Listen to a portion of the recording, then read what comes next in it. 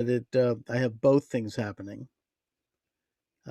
Zoom has this excellent facility where you can live stream your interview on YouTube. It's amazing, actually. So you mean my husband could watch this now? Yeah, he could watch it live on YouTube, or Okay. if he goes to my YouTube channel, or he can see it later on. He likes to watch it live. Rob, put on YouTube on your, is this okay if we Okay. do this now? Yeah. All right. No, he said he'll watch it later. It's okay. Okay, then All right. let's roll. All right.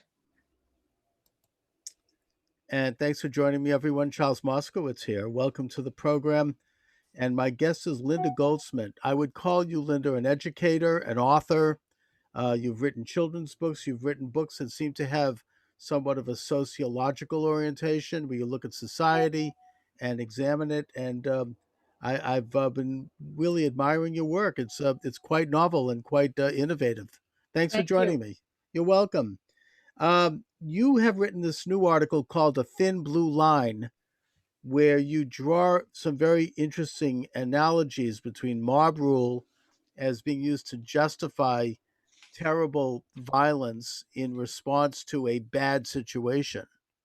And you examine that. So let's start with that because that, of course, deals with the killing of George Floyd by a bad cop and the response, which has been violence and looting of black neighborhoods and black businesses, killing black people, destroying black lives predominantly, and now the complete ripping apart of American heritage by the destruction of American symbols, not just of Confederate soldiers, which is something that maybe could be argued in certain cases, but now it's almost anything. It's images of Jesus, images of Washington.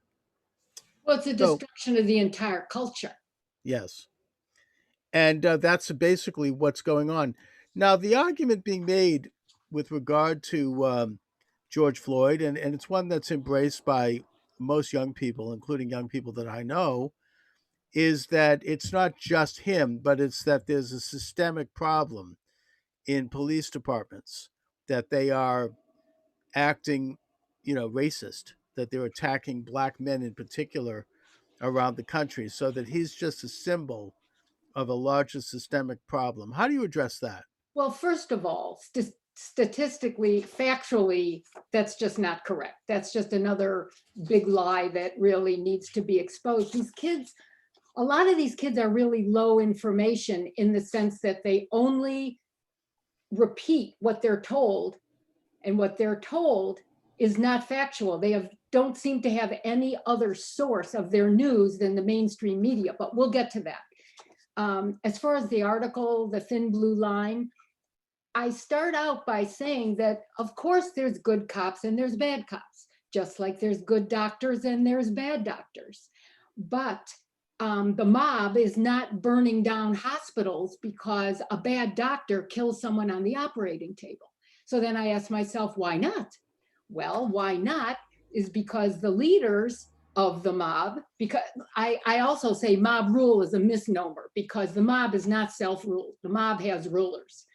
And, these three women that started Black Lives Matter, these are not the rulers of the mob. They are led by somebody else. So why don't they burn down hospitals when a bad doctor kills a patient?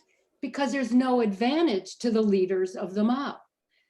The reason that there's now, anarchy in the streets and Chaz and, these no-go zones and tearing down monuments is because that's an advantage to the leaders of the mob. So who are the leaders? I say to myself, well, in my opinion, in this moment in history, in American history, we are witnessing globalist Armageddon. Since everything happens in a historical context.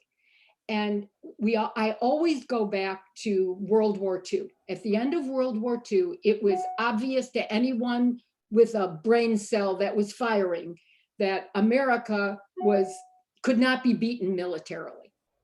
And the enemies of America did not go quietly into the night. they said, okay, bombing America, that's not going to work. What we're going to do is we're going to reconstitute ourselves and take different targets. That is how the culture war started on America. It was to destroy America from within. So now, okay, we know that in 1961, Eisenhower warned of the military industrial complex. Of course he did. He was worried that the marriage of private industry and government would become too powerful and that it would subvert the will of the people. And he was right.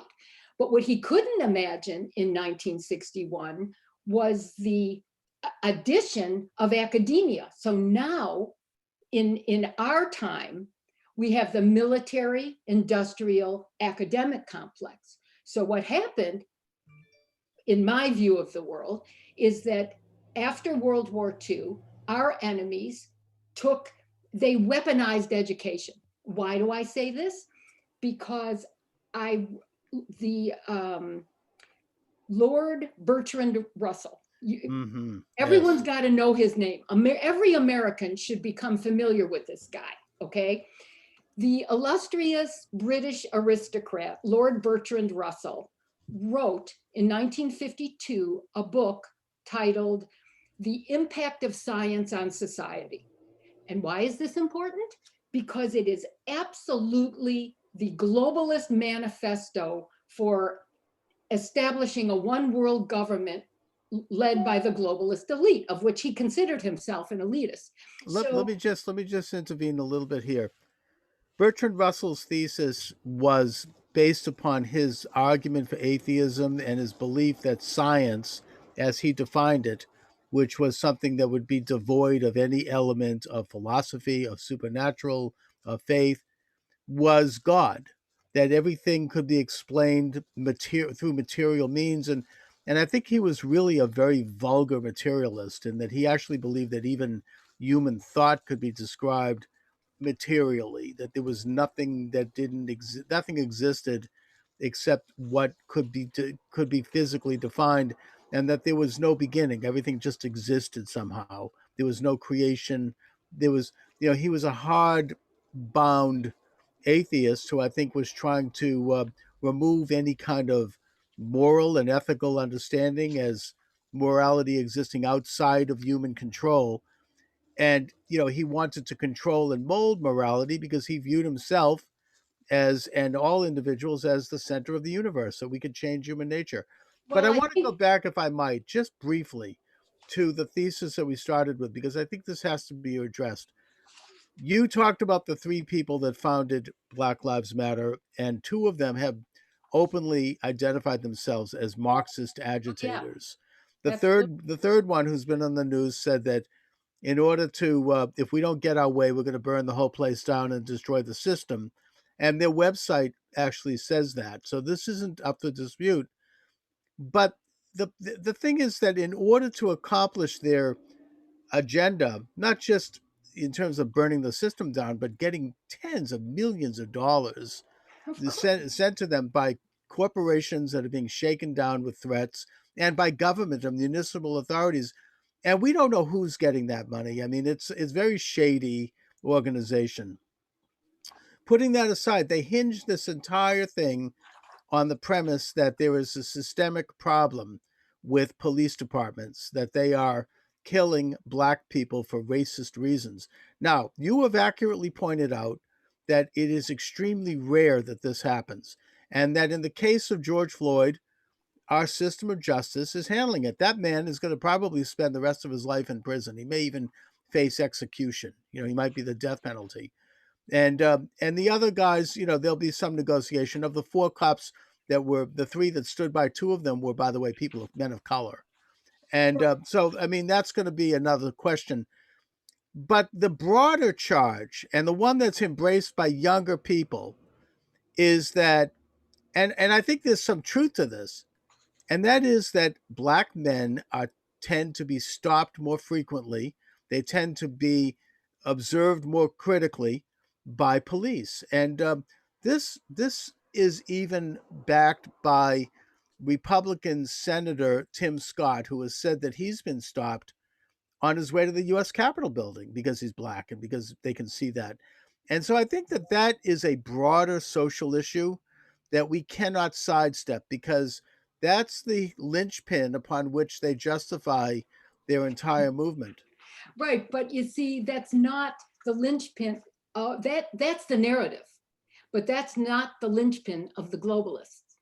The No, globalists but the have a point is that I very know it. different, Look, I they have a realize it's very, not. They very have. different agenda. Oh yeah, they want to have a one world government and they want to destroy But we can't be Western dismissive civilization. about that Well, because of course that's not. not And I want to wait. I want to talk about that, but I want to address their means by which they're threading the needle. In a way, it's similar to when gay marriage was legitimized. The argument was, well, why can't a gay spouse go to the hospital when their spouse is sick, or why can't they get life insurance and these other things? So they use that as the linchpin, as the means to get in there because those were reasonable questions that could have been addressed through legislation, but instead they said we have to make gay marriage legal. Now I don't want to get into that subject, but I'm only bringing that up as an example of how these groups can use a genuine question to kind of get their nose under the camel's nose under the tent.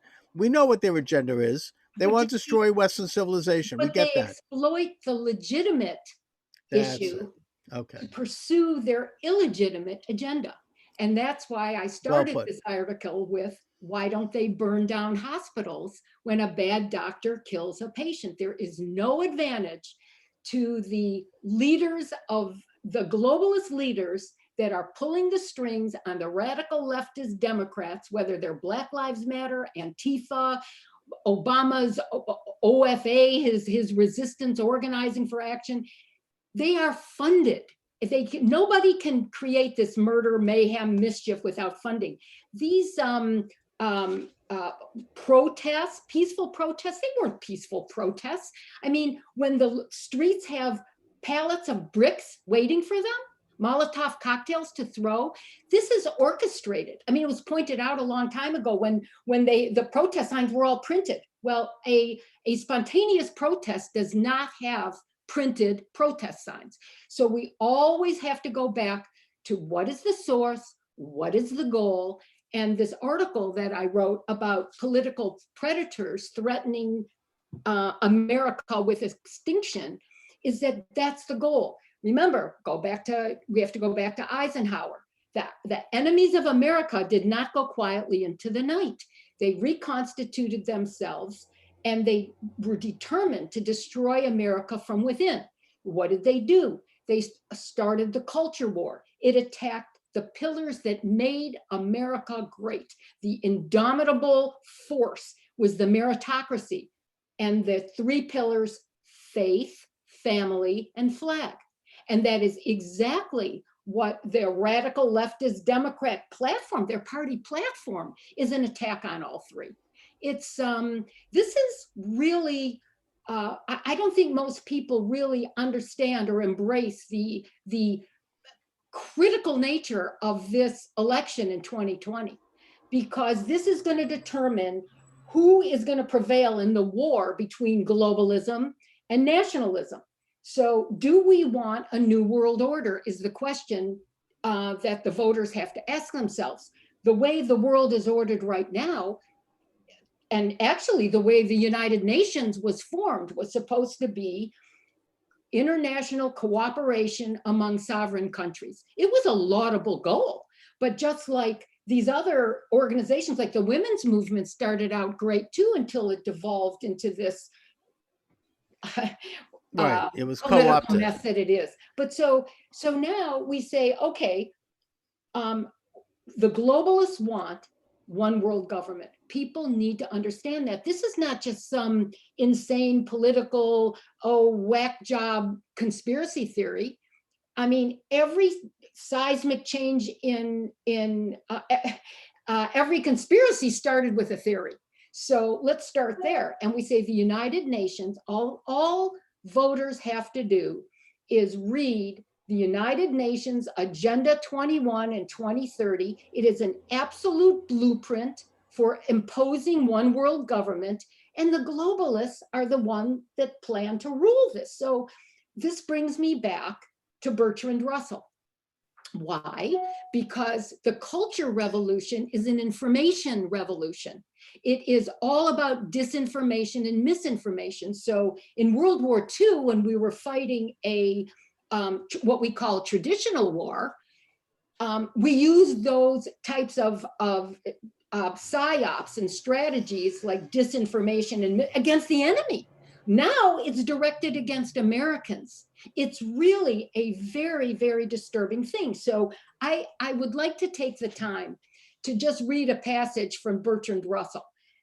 Anyone who hears this, sees this video, needs to buy this book that's interested in American future. And it is titled The Impact of Science on Society. It's a short book, but it's like reading the Communist Manifesto. This is the Globalist Manifesto. Okay, you ready? Mhm. Okay. This is Bertrand Russell in his own words. It may be hoped that in time, anybody will be able to persuade anybody of anything if he can catch the patient young and is provided by the state with money and equipment. Education should aim at destroying free will so that pupils thus schooled will be incapable throughout the rest of their lives of thinking or acting otherwise than as their schoolmasters would have wished. Influences of the home are obstructive.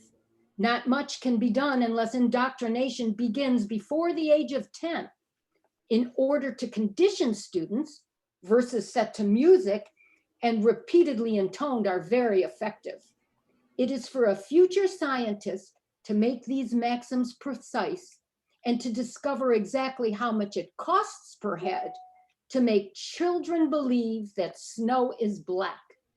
When the technique has been perfected, every government that has been in charge of education for more than one generation will be able to control its subjects securely without the need of armies or policemen.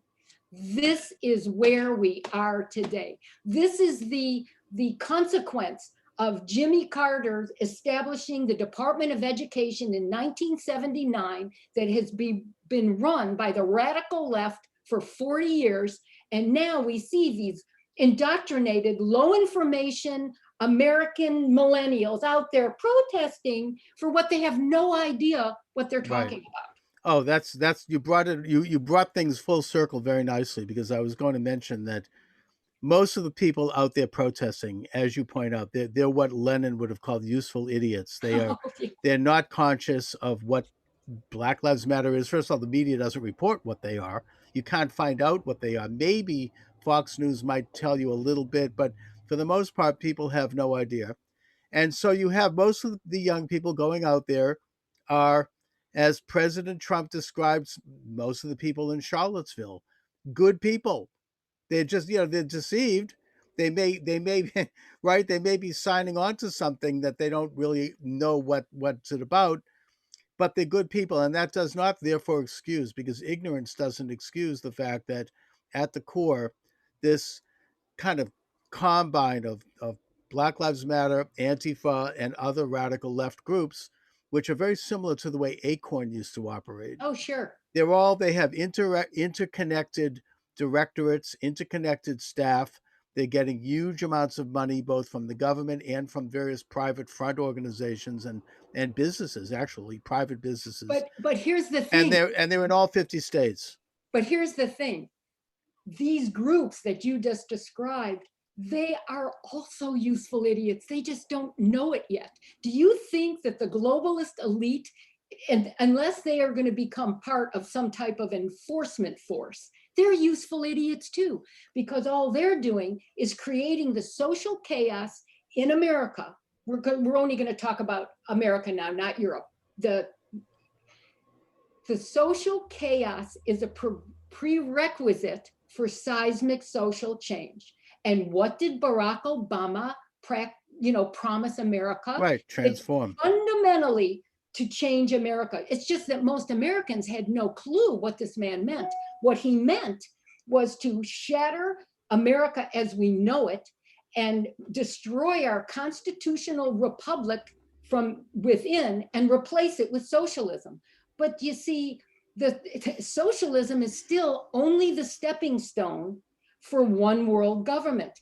And Oh, it is. It is. I mean, if you look up the dictionary definition of socialism, it's public ownership of the means of production, public ownership of distribution, public ownership of communication. We see a crackdown, for example, on YouTube and on Google of shows like mine because they don't speak the mainstream and the narrative. And by the way, I'm grateful to be on YouTube right now. So I say this with a good deal of nervousness, and I'm trying to figure out how to go to the edge without crossing it, and it's all very fuzzy and very undefined. But there's one thing I take issue with you on here. I do think that, first of all, the United Nations was not founded on such pristine principles. It was always a part of the international global agenda. It just hid it. Its public relations was that it would be an independent and objective arbiter of conflict among the nations, which would have been good, but that's never what it's been really about. And that the people involved in this group and the Black Lives Matter people and the Antifa, they are not useful idiots. They're fully witting, they're fully conscious members of the international communist conspiracy. well, and but you see, on top of the, what people have to understand is the will to power and the megalomania of wanting to dominate the world has competing interests. The communist Chinese want the world to be communist Chinese. The Islamists want the world to be the caliphate ruled by Islamic Sharia law. I mean, the globalists have competitors. So yes, these Antifa and Black Lives Matter, they think that they're gonna rule the world. Not so fast. They get their funding from the globalists, and when that dries up, either they become part of a law enforcement, or not law, but in, like the brown shirts, either that's going to be the globalist brown shirts, or they will be eliminated. It is fast. All they have to do is look at history to understand this, and they don't. They don't. They're having their own civil war. Now, you bring up something very interesting here, which is it reminds me of the situation that existed in the first year or two of World War II, when you had, and then the conventional conflict that resulted from the Hitler double crossing his socialist partner Stalin and invading Russia, Operation Barbarossa. And it was none other than, at the time, then Senator Harry Truman, who observed, and others as well, we should stay out and let these two monsters duke it out and let them solve their own problems. And I think that when you talk about the Islamists wanting an international caliphate, China wanting to have international hegemony, other radical, globalist groups wanting to compete, if we understood this better, and you're so right, then we would step aside. And I think Trump knows this, by the way. We would step aside and let them duke it out, and we stay neutral. But the problem is that they're hooked so deeply into American society And politics, at the very top level, both in absolutely. terms of their, in the three areas of control: political, economic, and religious. They have their figures that and Academic, don't well, the forget academic. academia and the media have been their lapdogs. They've been infiltrated years ago, as has religion. And everybody, but those people are mostly unconscious. I'm talking about at the top levels. They are very much part and parcel of this radical internationalist agenda. They may not agree on which one should predominate, but they're all birds of a feather. And if we can understand in America what this country is supposed to be about, what it is about, then we can stay out of it. We can counter it. And I think that Donald Trump is one of these pivotal figures who does understand it and who has clearly articulated it. And we should, get behind that, or at least learn it. I don't know if he's going to survive. They're going after Well, him with everything they can do. I don't think they're going to let him. I'd be surprised if he's alive, frankly. I pray for his safety of in course, time for this election. But, you know, he's stepping up to the plate right now. like And nobody. if Yeah. you go, yeah, and if he goes down, we have to have other people, more people, numerous people take his place and keep stepping up at the plate, because otherwise we're going to be in big trouble. We're going to be embroiled in this whole rotten immoral internationalist agenda. Well, if he fails, I mean, and the Democrats take power in November, they will. I mean, Biden, Oh, really? it's going to be I mean, horrendous. they will transfer the power. I mean, Biden's one of the most corrupt political figures. I mean, next to Hillary. And what about Pelosi? I mean, someone really ought to do a forensic accounting on Yeah, them. but they're Let's just a leave bunch that of aside. yeah, they're just a bunch of dupes who are in But, the front because they've been blackmailed and compromised a long time but ago. let's go It's the back to people what behind them. let's go back to the socialism that you were talking about before, and that as being presented as, oh, this is John Lennon's song of everybody's going to be happy. And The I mean, communist, yeah. it is what young people, because really they have not been taught what socialism is. They don't understand that there's no middle class in socialism. There's no middle class in any collectivism, communism, socialism, Well, of Islamism, course nothing. not. It's a It's a binary, it's a binary socio. How do we educate them though? Because they don't understand it. It's a completely Okay, unnatural system I and have two things to unhuman. say about that. The Yeah. first thing is, when Trump is reelected in November, he has got to overhaul the Department of Education. That would be the number one thing.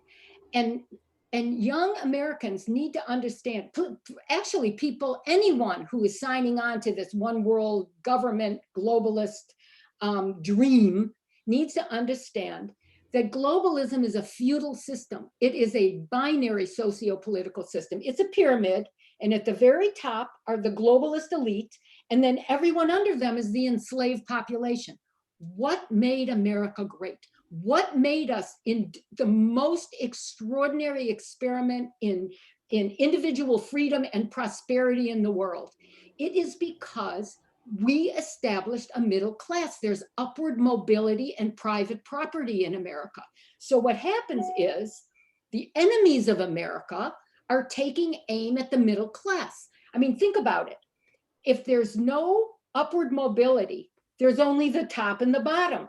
The upward mobility is the middle class. So when you look at all this COVID-19 hysteria and the lockdowns, it is an attack on the middle class because it's shutting down. The big, huge globalist businesses will survive, but the mom and pop and the mid-sized companies that are being driven out of business, that is the center of America. So pretty soon it'll just be binary again. So in my opinion, the coronavirus was an economic bioweapon unleashed by the communist Chinese because Trump had been putting the tariffs on them for what they had been doing unfairly to America. And you talk about Biden? Who could be more corrupt with the Chinese than Biden? Not just the Ukrainians with his Oh yeah, quid no, pro quo, totally. One of the but with most the corrupt. Chinese. Oh yeah, Hunter Biden So, made something like 27 trips to China, yeah. and then yeah, whether or not the And what about his coronavirus was son? well, that's what I'm talking about. Yeah. Whether or not the coronavirus was created in a lab, I have no idea. But either way, we do know that the World Health Organization, which is part of the UN, kind of constellation, Agency. Mhm. they hid the fact that it was there and contagious for 5 weeks while it spread all over the world. So that's something that they will never answer to. When an inexpensive drug comes along that has cured or help people all over the world, that being hydroxychloroquine, which you could get for $20 a month, they then discredit that. And even the most prestigious medical magazines, Lancet and the New England Journal of Medicine, they basically became part of this problem. They went ahead with a complete Absolutely. false story as a way to discredit a drug that actually does lead to treating, viruses. I mean, chloroquine exists in nature. The reason it exists in quinine water, like gin and tonic water has chloroquine in it, and the reason it became popular among British residents in India and in Southeast Asia was because it helped protect them from viruses. It's a natural remedy, and they don't want that because first of all, it's cheap, It's and not say they it's generic. It's 9 cents or 10 no, cents a dose now. they'd rather have remdesivir, which is half as effective, being sold for $3,000 a shot, And secondly, because maybe I'm getting a little sinister here, but I don't think they wanted the virus to be cured so quickly. I think this has become a national and international experiment in control. We Oh, are all living, 100%. we're living in a state of medical martial law. People are afraid to go outside the door, literally. I mean, I can speak to that in my own family. I can't even go outside because of this. I mean, Fear people, is yeah. fear is one of the most motivating emotions there is. And the coronavirus, in my opinion, has been exploited politically in a monstrous way. What it's doing is making people, I mean, think about it. It's from the very beginning. You got to understand that the WHO, led by Tedros, the guy, the head of the WHO, is an Ethiopian who is totally in China's pocket. China Oh, basically yeah. rebuilt Ethiopia. He does whatever the Chinese tell him to do. So all of a sudden, the coronavirus, which by the way, 99% of the people who get the coronavirus, they recover. Right. So think That's right. about it from that point of view.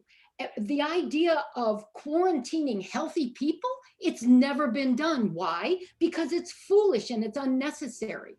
And so this whole idea of the coronavirus was always effective as an economic bioweapon.